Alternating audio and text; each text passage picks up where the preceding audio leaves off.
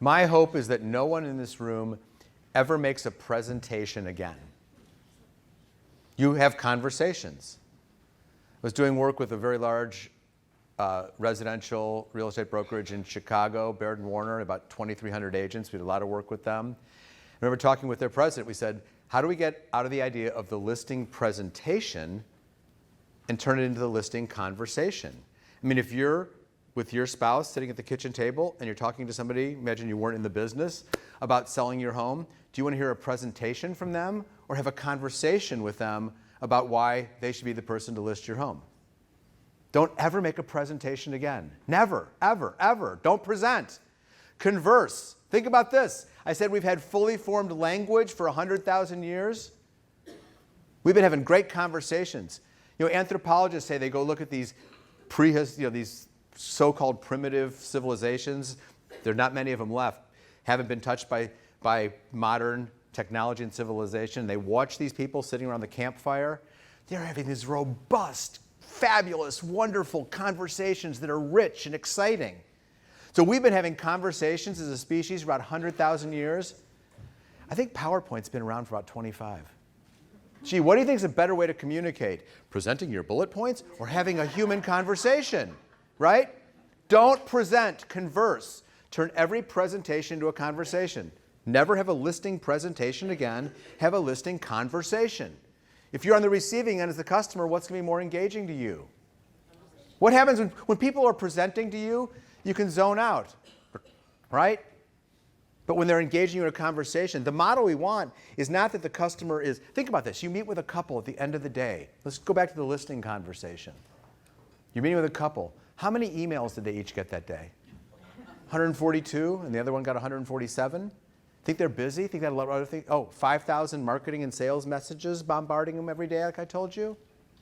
If you start presenting, their mind might go somewhere else, in addition to thinking, this isn't for me. We don't want that. What we want is a situation where you're talking to this couple, and despite all the distractions in their lives, all the things going on, they are only focused on the conversation with you. And because they're fully engaged with you, they're willing to listen to what you say and share their needs and interests with you. That's the model we want. That only happens with conversation, not presentation. Let's look at the second part of that phrase. Turn every presentation into a conversation that matters. A conversation that matters. Think of your personal life, even outside of business. When you're in a conversation with a friend or a loved one, and it's a conversation that matters, what are the characteristics of a conversation that matters? Anyone? Emotional, engaged. Things they care about. Things they care about. It's focused on what the other person cares about. And what you care about too. You're finding those shared things you care about. A conversation that matters. What characterizes it? Back and forth. It's back and forth. It's two-way. You're moving together. It progresses somewhere. You both care about it. It takes you somewhere. It's relationship building. Conversations that matter. Our model here is we want to turn every presentation into a conversation that matters to your customer. Remember what we've said. It's got to be about them. Sure, your history, your resume, the bullet points on your About Us page or whatever material you have might serve a purpose and support that, but ultimately only if it gets them to start to see how you can really serve them and if it's woven into a conversation that really matters to them. There's this philosopher, Martin Buber. Anybody ever hear of Martin Buber?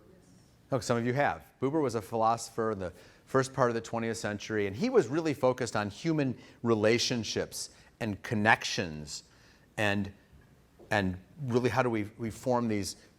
His one most famous book was called I and Thou. He distinguished between the I-it interaction and the I-thou interaction, which is very similar to my transaction versus encounter. An I-it is just, it could be like the person in the oil change bay. It could be any person, seller, buyer, versus human beings really connecting.